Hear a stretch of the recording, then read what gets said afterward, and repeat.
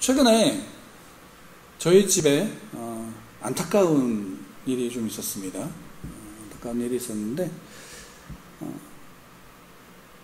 결혼하면서 구매했던 텔레비전이 사망 가까이 가고 거의 이제 간당간당 하는 상황 가운데 처해서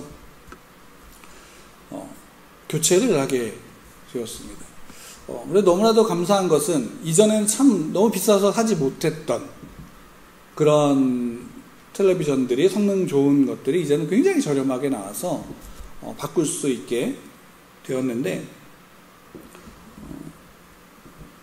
재미있는 사실은 그것을 바꾸기 전에 저희 아이한테 물었어요. 야, 이거 TV를 이게 이제 거의 얘가 사망에 이르니 이제 바꾸자라고 얘기를 하니까 저희 아이가 했던 말이 뭐였냐면 안 돼라는 말이었어요. 바꾸면 안 된다라는 거죠. 뭐 싫다고도 했고 안 된다고도 했어요. 근데 그거 그러면서 좀 재밌는 생각을 하게 된 게 왜 그러냐라고 한다면 이 아이가 이 텔레비전을 굉장히 좋아해요.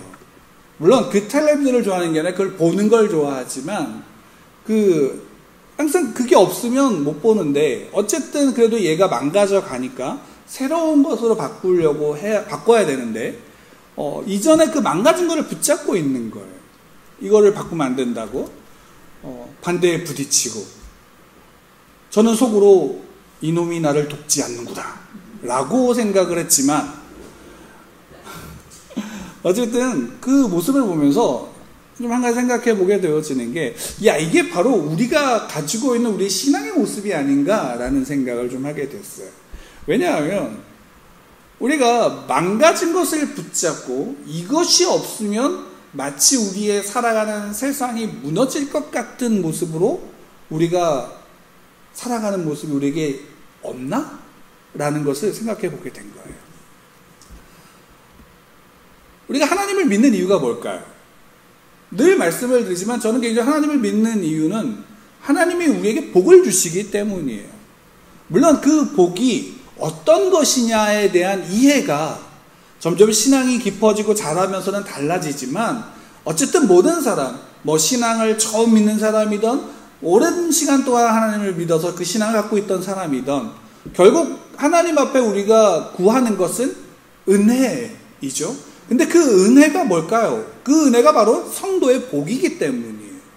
그 은혜를 아는 것이 복이고 그 은혜를 누리는 것이 복이에요.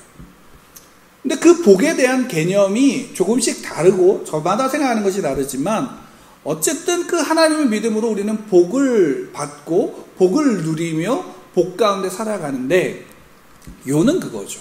뭐예요? 우리가 붙잡고 있는 복이 뭐냐라는 거예요. 우리가 붙잡고 있는 복.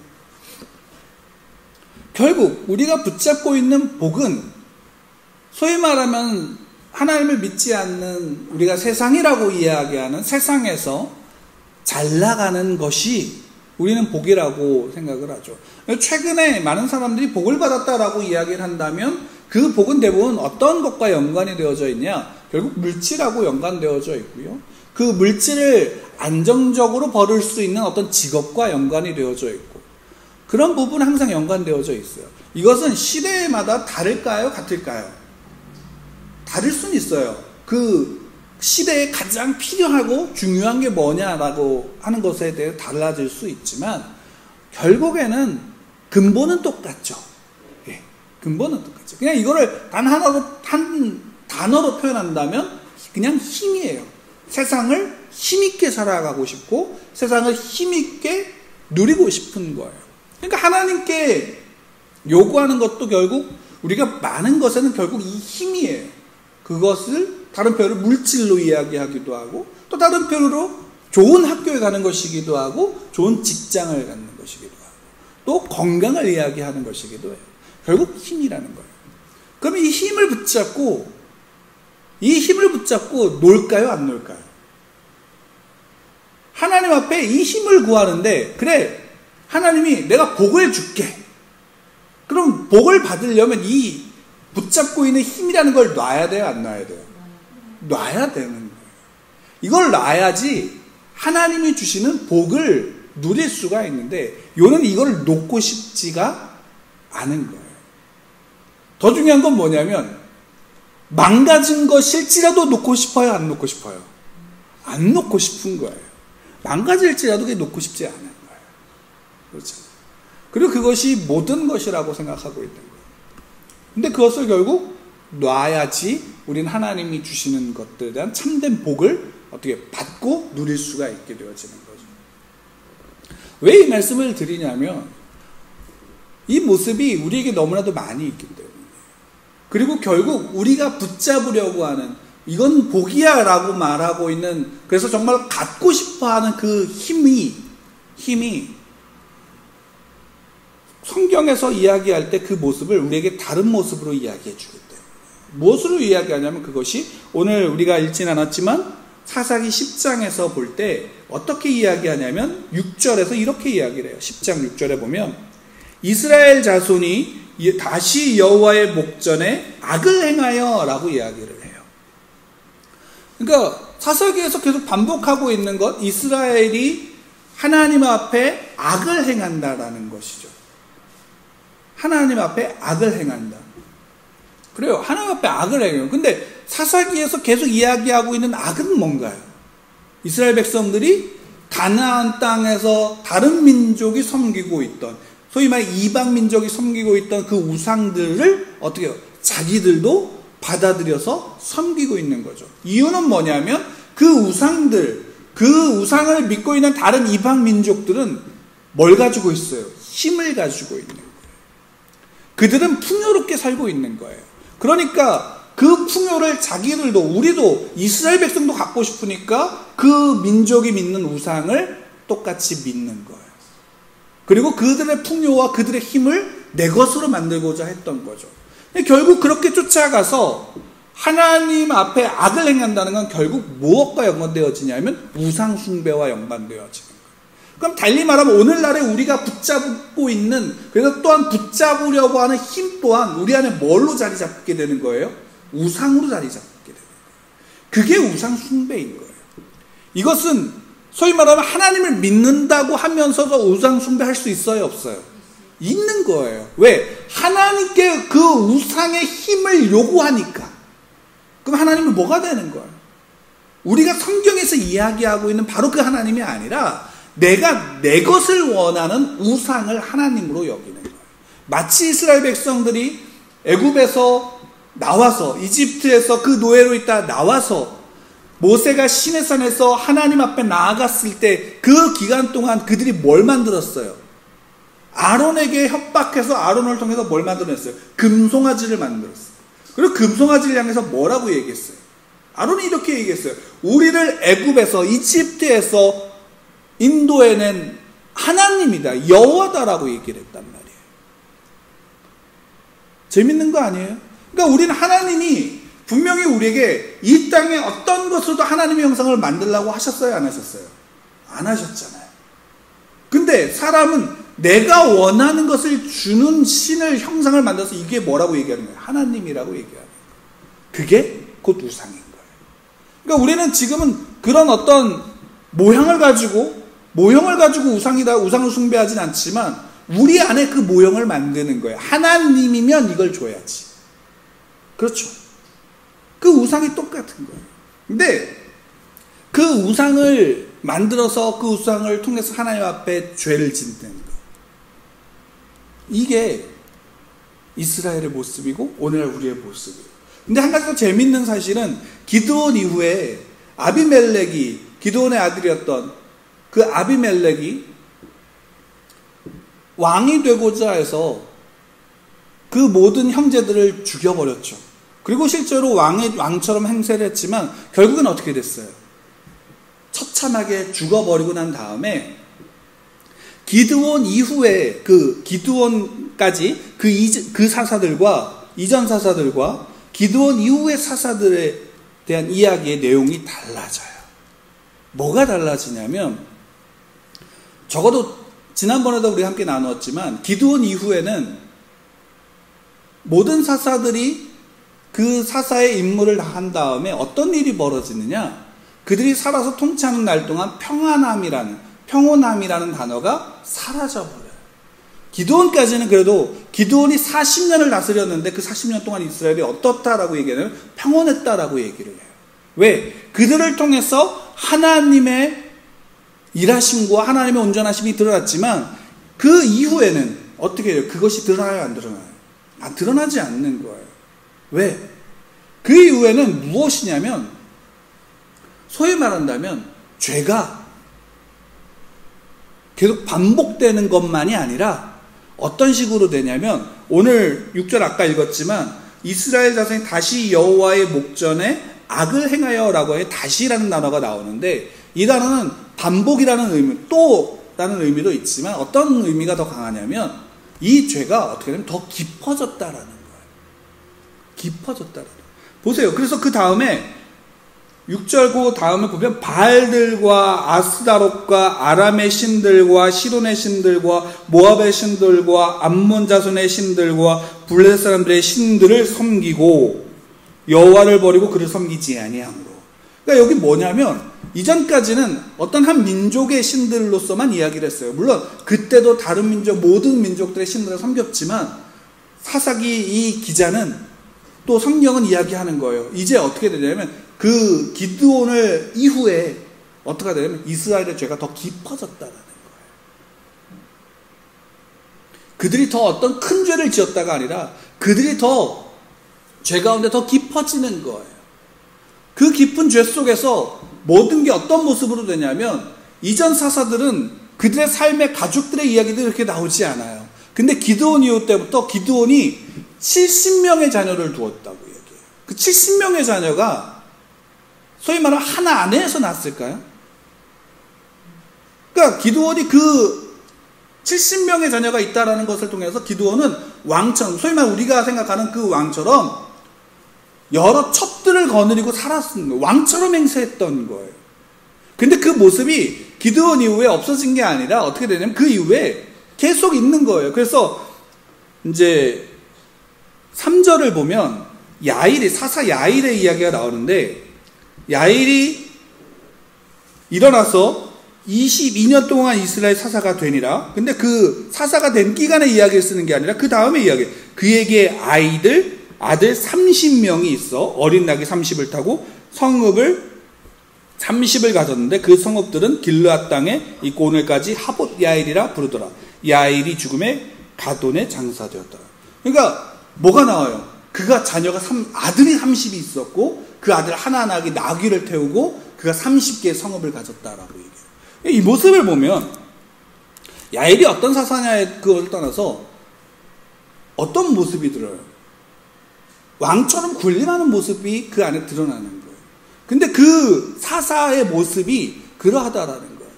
그러니까 이스라엘의 그 모습이 점점 더 어떻게 되는 거예요? 죄 가운데 더 깊어지고 있는 거예요. 그러니까 사사들의 자질도 어떠냐면 점점 더 떨어지는 거예요. 소위 말한다면. 그들의 능력이 떨어진다는 의미가 아니에요. 뭐가 떨어지는 거예요? 하나님과의 관계 속에서 그들의 신앙의 모습이 점점 더 세속화되어져 가는 그 모습들을 그리고 있는 거예요. 하물며 어떻게 되냐면 우리가 이제 11장에 보면 입다가 이제 나와요.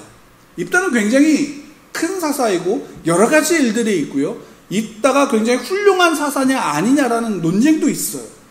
근데 어쨌든 그 입다가 일어서는데 그 입다는 어떤 사람이냐면 출신이 기생이 출신이에요. 몸 파는 여인의 아들인 거예요. 근데 그것도 누구냐면 여기 아버지가 누구냐면 길르앗이에요. 길르앗이라는 의미는 그 땅의 어떤 지역 이름이기도 하지만 한 사람의 이름이고 가문의 이름이기도 한 거예요. 그러니까 가문의 대표자였던 그 대표자가 몸 파는 여인하고 몸을 섞어서 자녀를 낳은 거예요. 그게 일반화되어져 있던 시대가 바로 이런 시대인 거예요. 근데 그러면 자기 아버지의 아들이잖아요. 비록 출신은 좋지 않아도 아들이잖아요. 근데 어떻게 했어요? 너는 출신이 좋지 않으니까 아버지의 한 어머니의 아들이 아니니까 어떻게 하냐면 쫓아내버리는 거예요. 왜? 그가 그에게 나눠주는 것조차 아버지의 재산을 나눠주는 것조차 수치로 여겼다는 거죠. 쫓아내버리는 일들. 그러니까 그런 모습들이, 그 올바르지 않은, 하나님 앞에서 올바르지 않은 모습들이 그 안에 일반적으로 담겨져 있었던 그런 시대가 이 시대였다라는 사실. 그러니까 어떻게 돼요? 그러니까 사사들이 일어나서 어려울 때마다 하나님의 도우심으로 이스라엘을 구원해요. 근데 구원하는데 그 구원함 받은 이스라엘 백성들은 하나님께 더욱더 가까이 나가는 게 아니라 어디로 더 나가는 거예요? 세상으로, 죄로 더 깊이 들어가는 거예요. 여러분 한번 보세요. 우리가 가진 신앙의 가장 근본이 뭘까요? 우리가 가진 신앙이 복을 얻기 위하고 복을 누리기 위한 것이다 라고 해서 그 복을 계속 추구해요. 근데 그 복이 내가 원하는 힘이라면, 그 복인 그 힘을 추구하는 것이라면 어떻게 돼요? 결국 그 안에 하나님이 있을까요? 없을까요? 하나님은 없는 거예요. 결국 힘만을 추구하게 되어지면 그 힘을 주는 어떤 신이든지 내 신이 되고, 그 신이 어떤 신이든지 그 신이 뭐가 되는 거예요? 하나님이 되는 거예요. 우리는 그런 착각 속에 빠지는 거예요.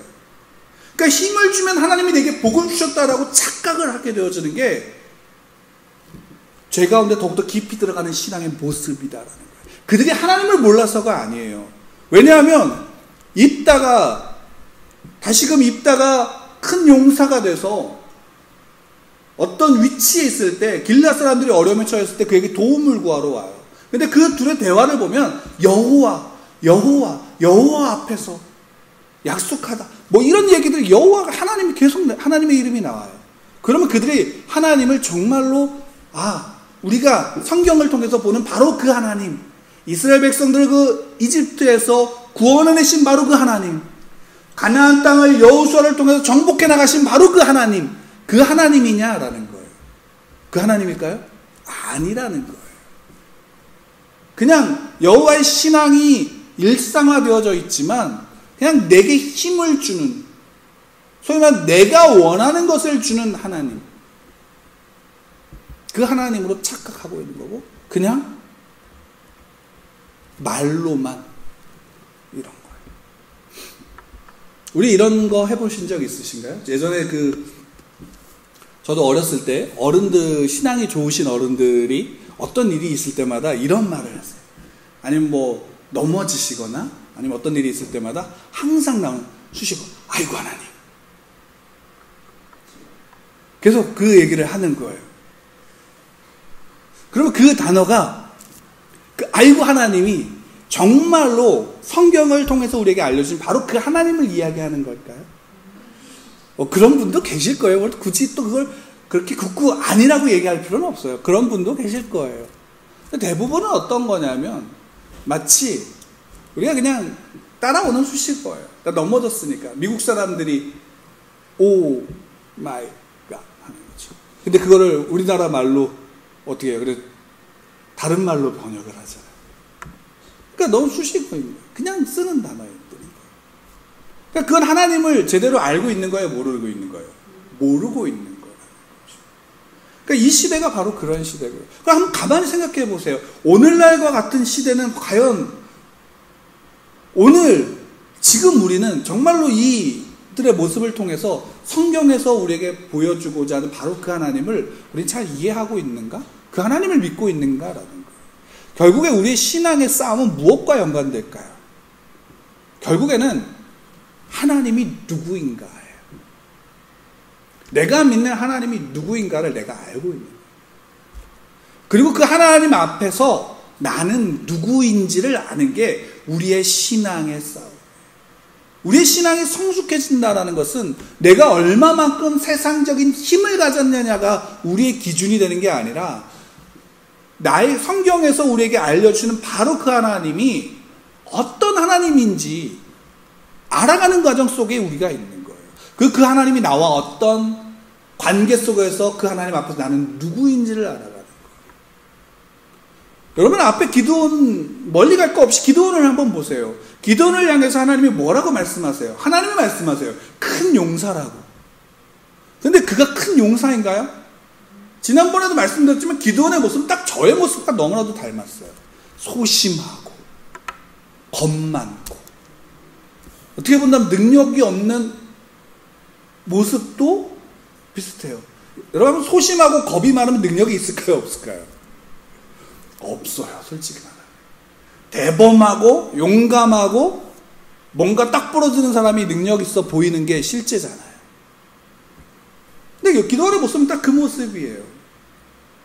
근데 그 모습을 보면서 하나님이 말씀하신 게 뭐냐면 큰 용사라고 말씀하시는 거예요. 그거는 다른 거죠. 왜? 하나님이 내가 부른 나의 백성은, 나의 자녀는 어떤 존재야? 그 모습이 비록 왜소하고 그 모습이 비록 겁이 많고 보잘것없다 할지라도, 그가 여자일지라도, 그가 장애를 가지고 있다 할지라도, 그가 병들었어도, 아이일지라도 내 앞에서 내가 택한 나의 자녀는 어떤 존재냐? 큰 용사다라는 것이에요.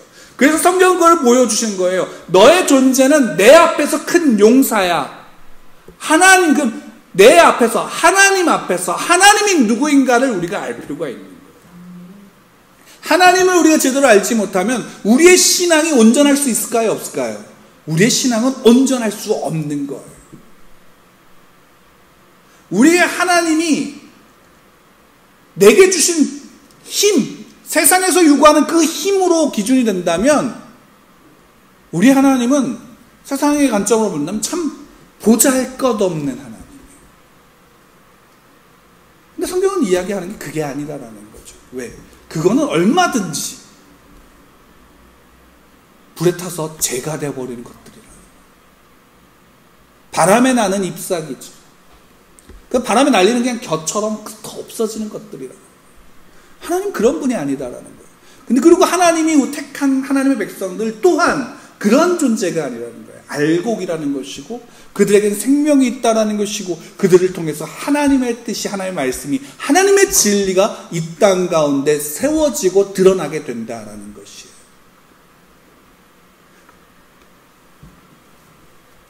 바로 그 모습이에요. 근데 여러분 한번 보세요. 오늘 말씀을 10장에 있는 6절 이하에 또 보면 이스라엘 백성들 하나님 앞에 악을 행함으로 어떻게 되어져요? 그들이 그 섬기던 우상들, 그 이방 민족들에게 그 힘 앞에 어떤 일이 벌어져요? 굴복하게 되잖아요. 그 굴복하게 되면서 고통받게 되니까 이들이 다시금 하나님 앞에 회개해요. 여기서 또 하나 재밌는 사실이 여기 나오는데, 회개해요. 하나님 앞에 자신들의 잘못을 회개하고요, 돌이켜요.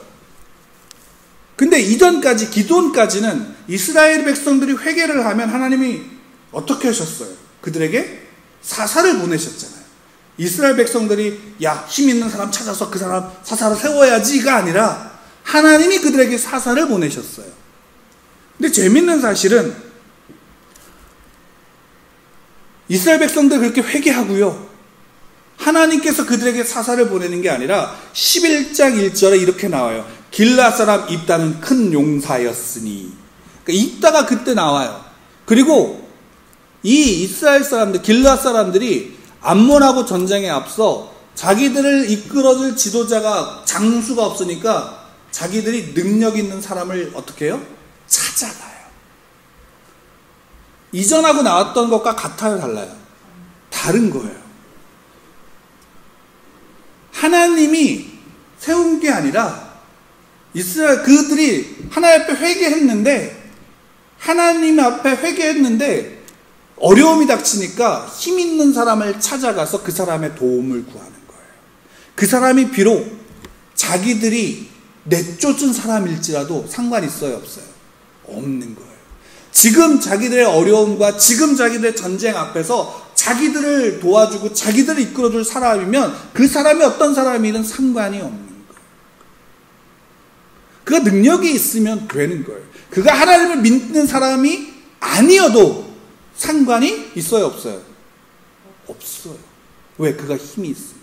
그리고 힘이 있으면 뭐가 있는 사람이 하나님의 복을 누렸다라고 착각을 하게 되는 거예요. 그게 우리의 시각과 같아요, 달라요? 너무나도 같지 않아요? 여러분, 우리가 왜 교회가 타락하게 될까요? 역사적으로 교회의 역사 속에서 교회가 타락할 때 보면 교회가 하나님의 말씀과 진리 앞에 서는 게 아니라 그 말씀을 통해서 그 하나님을 찾아가고 그 하나님의 앞에 서는 게 아니라 뭘 찾아가요? 힘을 찾아가요. 그리고 힘 있는 사람이 하나님을 믿지 않아도, 그 신앙이 없어도 그가 힘이 있으면 하나님의 복을 받았다라고 착각을 하게 그 착각 속에서 그 사람을 지도자로 세우면 어떤 일이 벌어질까요? 교회가 견고히 설까요? 아니면 망할까요? 망하는 거예요. 무너지는 거예요. 그 무너지는 게 교회의 역사 속에 너무나도 많죠. 그럼 멀리 교회의 역사에 몇 년 전으로, 1000년 전으로 갈 것도 아니고 오늘날 우리 시대를 한번 보자고요. 오늘날 우리가 살아가고 있는 오늘날 우리의 시대 속에는 오늘날의 교회의 모습은 어떠하냐라는 거예요. 정말로 우리가 이 안에서 성경에서 우리에게 말씀해 주신 바로 그 하나님 앞에 그 은혜를 누리고 있느냐라는 거예요. 다른 사람 볼 거 없어요. 나는 어떠냐라는 거예요. 그리고 우리 교회는 어떠냐라는 거예요.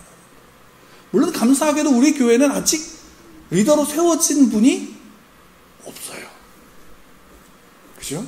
너무나 감사한 거예요. 그러니까 지금부터 이런 고민을 하면 그런 사람을 세워나갈 수 있겠죠. 근데 조심할 필요가 있는 거예요. 왜? 우리의 눈이, 힘의 눈이 멀게 되어지면 우리의 신앙이 아무리 어떤 모습으로 치장한다 할지라도 그 속에서 뭐가 드러나게 돼요? 하나님을 떠나 우상을 숭배하는 모습으로 나갈 수밖에 없게 되어지는 거예요. 그 모습을 우리가 좀 깊이 들여다 볼 필요가 있어요. 단순하게 이스라엘이 죄를 지었어 라는 것으로서만 끝나는 게 아니고 그래 있다라는 사사가 일어났어 라는 것으로만 끝나는 게 아니라 그 속에서 그들의 모습과 나의 모습이, 우리의 모습이 어떠한가를 보고 그 속에서 우리의 신앙이 어떠한가를 점검할 필요가 있는 거예요. 그리고 그 모습에서 늘 우리가 보는 것은 내 신앙을 보는 게 아니라 다른 사람의 신앙을 보고 그 신앙을 비난하고 비판하고 있는 모습들이 우리에게 너무 많아요. 그러면 내 신앙은 앞으로 나갈 수 있을까요? 없을까요? 나가지 못하는 거예요. 오히려 그 속에서 내 안에 우상을 만드는 것밖에 되지 않아요. 하나님을 내가 원하는 하나님으로 조각해서 내가 원하는 하나님으로 만들어서 그 하나님을 쫓아가는 것밖에 되지 않아요. 우리의 신앙은 세상에서 칭찬받는 건가요? 이게 참 어려운 문제죠. 여러분, 우리가 가진 신앙은 세상으로부터 칭찬을 받는 걸까요? 박영선 목사님에게 이런 말씀을 하셨어요. 어떤 말씀을 하면 여러분 세상으로부터 칭찬받는 것, 다시 말하면 세상으로부터 비난받는 것에 대해서 두려워하지 마십시오라고 얘기했어요. 무슨 말일까? 우리가 세상으로부터 칭찬을 받아야 돼요? 안 받아야 돼요? 근데 성경은 분명히 이야기하죠. 세상으로부터 우리는 뭘 받을 거라고 얘기해요? 고통을 받을 거라고. 고린도전서에서는 이렇게 이야기하잖아요. 십자가의 도가 멸망하는 자들에게 뭐라고 미쳐요? 미련한 것이라는 거잖아요. 어리석은 거라는 거잖아요. 왜요? 그러면 세상에서 볼 때, 하나님 믿지 않는 자들이 볼 때 십자가의 도를 믿고 있고 그것을 붙잡은, 그로 인해 구원받았다라고 말하는 우리는 세상으로부터 어떤 이야기를 들어요? 미련하다라는 이야기를 듣는 거잖아요. 비난을 받는 거잖아요. 근데 왜 칭찬받는 것에 익숙해지려고 하죠? 우리가 세상으로부터 칭찬받으면 뭐가 있어야 돼요? 이렇게 물을게요. 우리 예수누리교회는 세상으로부터 칭찬을 받을 수 있을까요? 없을까요? 받고 자시고 할 것도 없어요. 존재감이 있어요? 없어요? 없잖아요. 그렇지 않아요? 중요한 게 뭘까요? 세상으로부터 칭찬받는 게 중요한 게 아니다라는 사실이에요. 그리고 우리가 온전한 신앙 가운데 서고 온전한 신앙 가운데 나아가면 세상으로부터 칭찬과 동시에 비난도 받아요. 무엇이 중요할까요? 그 칭찬받느냐 비난받느냐가 중요한 게 아니라 우리가 정말로 성경을 통해서 하나님이 우리에게 주신 그 믿음으로, 온전한 믿음으로 서느냐, 진리 안에 서느냐, 거룩함 가운데 서고 있느냐 아니냐가 우리에게 더 중요한 사실이다라는 거예요. 달리 얘기한다면 고린도전서에서 이야기하는 미련하다라는 의미가 어리석다, 바보 같다라는 의미도 있지만 좀 더 그 논리상으로 보면 말이 안 된다라는 얘기예요. 십자가의 앞에서 그 십자가의 도가, 십자가의 구원이 말이 될까요? 안 될까요? 세상의 논리로. 이런 거예요. 신이 와서 내가 너희를 구원할게 라고 말했어요. 근데 내가 너희를 구원할게 말하는데 구원하려고 하는 그들에게 십자가에서 못 박혀 죽었어요. 그럼 그게 말이 돼요? 말이 안 되는 거잖아요. 힘이 있어요? 없어요? 힘이 없잖아요. 어린 양과 같이 힘이 없잖아요. 내가 너 죽일게 라고 얘기하는데 그냥 아무 소리 없이 그냥 그 길을 가서 십자가에서 죽잖아요. 물과 피를 다 뽑혀서 죽으시잖아요. 그게 말이 되는 거예요? 말이 안 되는 거예요. 그러니까 세상에서 볼 땐 그것은 미련한 것이다. 말이 안 돼. 신이 왔는데, 구원하려고 왔는데 본인이 왜 죽어? 힘을 보여야지. 능력을 보여야지. 강함을 보여야지. 근데 그게 아니다라는 거예요. 구원은 십자가는 그게 아니라 우리를 구원하기 위해서 죽으셔야만 했고, 죽으심으로 우리의 죄와 사망에서 우리를 구원해내시는 분이 예수 그리스도이신 거잖아요. 그게 복음이잖아요. 그러면 그것이, 그 진리가 세상으로부터 용납될 거라고 생각하세요? 그것이 힘이 있으면 증거될 거라고 생각하세요? 아니라는 거예요. 그것은 오직 무엇으로만 우리에게 전해지는 거예요? 은혜로만 전해지는 거예요. 우리가 할 것은 그 말씀 앞에서 그 진리가 내 안에서 온전히 세워질 수 있도록, 우리가 그 진리가 내 안에서 충돌이 될 때 그것으로 씨름함으로 그 진리 앞에 설 수 있도록 나를 쳐서 복종시키는 자리 가운데 나가는 거예요. 그리고 그 신앙 앞에서, 믿음 앞에서, 하나님 앞에 서고 그 말씀 앞에 서게 되어지면 우리의 모습이 선함으로 비춰지는 거예요. 왜? 그리스도인은요, 나보다 약한 자들과 함께 울어줄 수 있으니까. 찢어진 우산일지라도 비를 맞지 않는 부분을 누군가에게 씌워질 수 있는 게 그리스도입니다.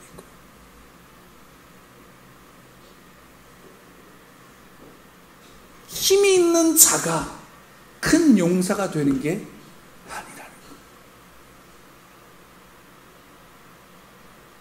거예요. 이 시대 속에서 우리가 오늘날 같이 코로나가 너무나도 모든 이들 앞에서 힘들게 하고, 또 그 앞에서 교회가 교회답지 않은 모습을 통해서 어려움을 당하기도 하고, 또 때로는 온전하게 모든 것들을 기도하고 순전함으로 행하지만 그 앞에서 코로나로 해서 어려움이 닥쳐오기도 하는 모습 속에 있어요.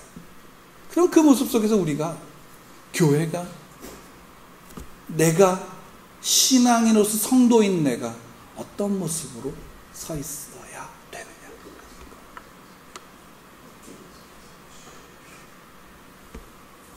아직도 망가진 TV를 붙잡고 이것을 버리면 안 돼 라고 붙잡고 있는 게 내 모습이 아닙니다. 하나님 말씀하시는 건 세상이 요구하는 힘은 망가진 텔레비전이야 라고 말씀하시는 거예요. 그리고 하나님이 우리에게 주시는 것은 하나님의 복을 주시는 거예요. 근원적인 거잖아요. 우리의 근원된 생명을 주시겠다라고 얘기해요.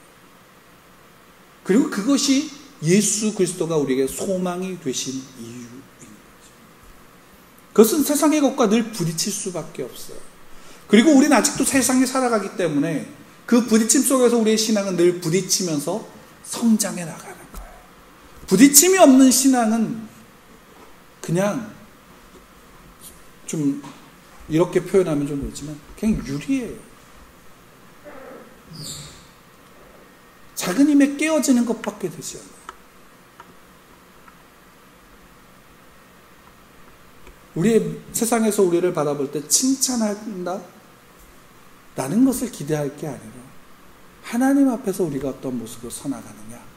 그리고 그 모습이 바로 예수님께서 달란트의 비유를 통해서 그 달란트를 나누어준 종들에게 무엇을 말씀하시는 거예요? 그 주인이 요구한 것은 단 하나죠. 종으로서 그 위치에서 자기의 해야 할 일을 행하는 거예요.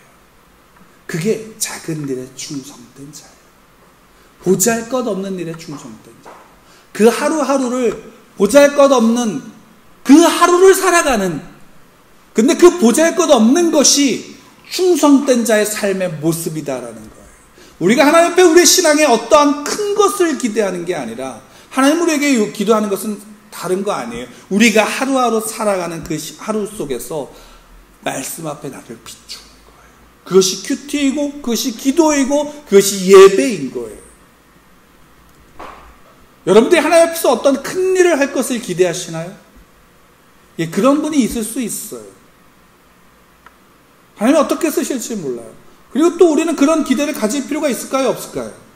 가질 필요도 있어요. 자녀들을 위해서 뱀꼬리가 되게 해주세요 라고 기도할 필요는 없어요.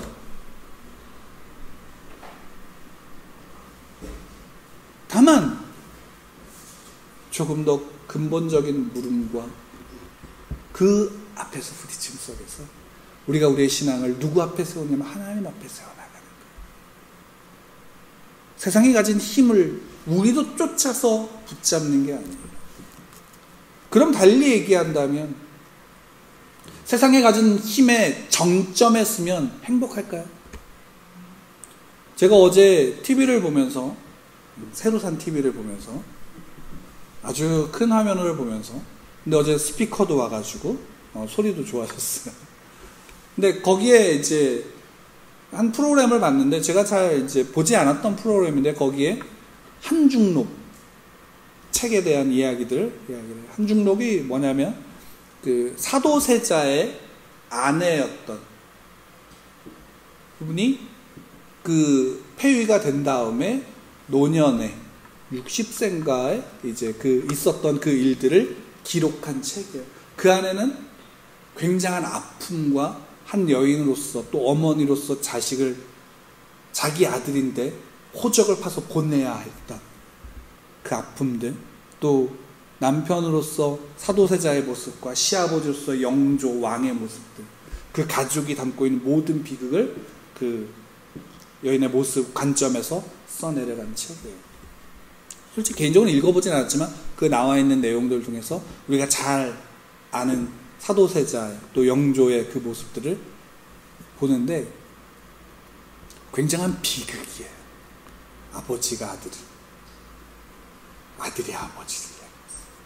근데 거기에는 아버지가 아들에게 향한 사랑, 따뜻한 말 한마디였으면 해결될 문제, 아들이 아버지에게 따뜻한 진심 어린 사랑, 그 한마디면 해결될 수 있는 그것이 쌓이고 쌓여져 와서 한 사람의, 한 가족의, 한 국가의 크나큰 비극을 만들어요. 근데 재밌는 게 이게 그때만 있었던 게 아니라 러시아에서도, 소위 말한다면 왕권을 가지고서 왕이 다스리는 왕정을 정치를 행했던 그 시대에는 그런 일들이 많았다라는 거예요. 권력의 최고 정점에서도, 소위 말한다면 세상의 힘의 정점에 섰던 그들의 그 삶이 너무나도 비극인 거예요. 그 달리 얘기한다면 우리가 소위 말하는, 우리가 세상에서 요구하면 이것만 있으면 나는 잘 될 수도 있는데 라고 말했던 그거가 있으면 그 문제가 해결되는 것처럼 보이지만 그로 인해 행복해지냐는 다른 문제예요. 하나님이 우리에게 말씀하시는 건 뭘까요? 그게 아니에요. 우리는 누구 앞에 있을 때? 나의 창조자이신 그분 앞에 있을 때.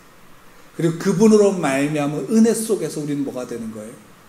평안한 거예요. 내가 가진 힘의 정점에서 우리가 행복해지는 게 아니라 하나님 안에서 그분의 평안함이, 그분의 샬롬이 내 안에 나와 함께 할 때, 그분 앞에 설 때 우리의 삶은 평안함 가운데 설 수 있는 거예요. 그러지 않으면 우리는 항상 뭘 드러내려고 해요? 내가 가진 뭔가를 드러내려고 해요. 내가 가진 신앙의 온전함을 드러내려고 그러고요. 내가 가진 힘을 드러내려고 하는 거예요. 그리고 그것을 사람에게 인정받기를 원하는 거죠. 근데 놀라운 건 뭔지 아세요? 하나님은 그걸 보지 않는다는 거예요.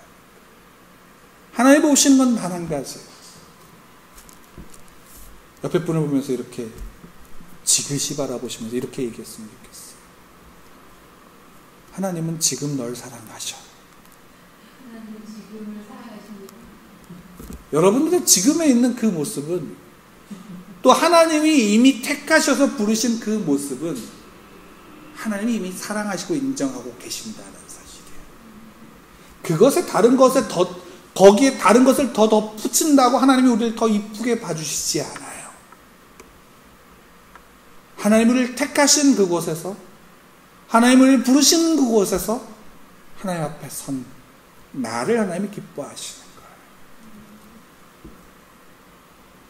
하나님 앞에서 우리가 힘들면 하나님은 어떨까요? 하나님도 힘들어하세요. 하나님도 아파하시고요. 그래서 내 앞에서 울고 계시는 분이, 또 나를 안고 가시는 분이 하나님이시고, 여러분 그분이 나의 하나님이십니다. 그분이 나의 아버지이신 거예요. 그래서 그분 앞에 서는 거예요. 성도의 옳은 길은 다른 것에 있지 않아요. 성도의 옳은 길은 하나님께 있습니다. 하나님 앞에 서는 겁니다. 그분의 말씀 앞에 서고요. 그분의 말씀 앞에서 나를 점검하고, 그리고 하나님을 알아가는, 또 하나님 앞에서 내가 누구인지를 알아가는 그 은혜가 저와 여러분들 가운데 있기를 간절히 축복합니다.